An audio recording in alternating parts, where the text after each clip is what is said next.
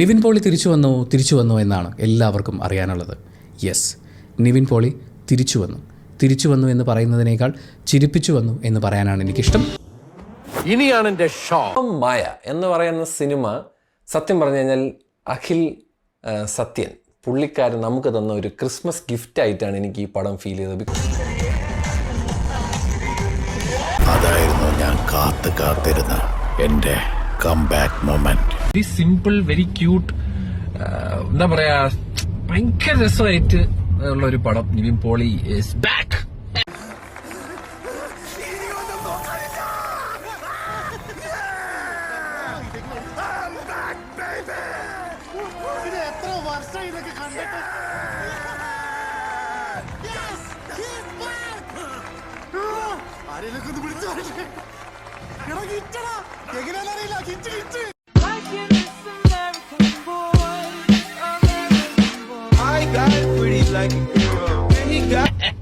സനിയ എനിക്ക് ഭയങ്കര ഇഷ്ടപ്പെട്ടു. അയ്യോ, ഒരു രക്ഷയില്ല. സനിക്ക് ഈ വർഷം കണ്ടതിൽ ഏറ്റവും ബെസ്റ്റ് ഫീൽ ഗുഡ് പടം എന്നാണ് സനി പറയണത്.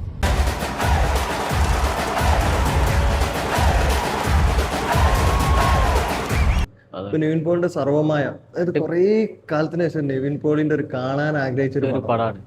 അടിപൊളി പടം കേട്ടോ. ഒരു തിരിച്ചു വരെയെന്ന് പറയാം. അവര്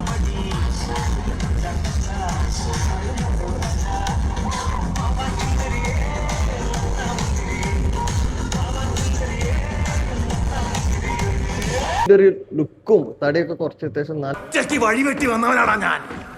ഒറ്റയ്ക്ക് വന്നവരെ കളിയാക്കുന്നോളാ പാട്ടികളെ, ബോഡി ഷേമിംഗ് ചെയ്യുന്ന പാട്ടികളെ. പടം കോമഡി ഒരുപാടുണ്ടെങ്കിൽ കൂടെ ഫീൽ ഗുഡ് ആണ് മൊത്തത്തില്. പിന്നെ പറയുന്ന ഒരു അൽഫോൺസ് പുത്രൻ്റെതും അടിപൊളിയാണ്. പിന്നെ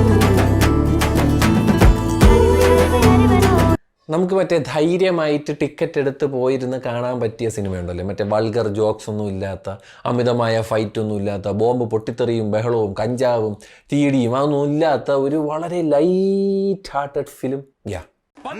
പ്രശംസ ഇഷ്ടമല്ല, അതറിയാമേ. അതൊരു കോമഡി ഫിലിം പ്രതീക്ഷിച്ച് പോയതാണ്, പക്ഷെ എനിക്ക് ടച്ച് ആവുള്ളൂ.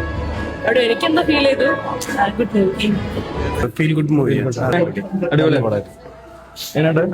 കോമഡി എന്താണ്? അടിപൊളി. എങ്ങനെയുണ്ട്? നിവിൻ പോളി അടിപൊളിയാണ്.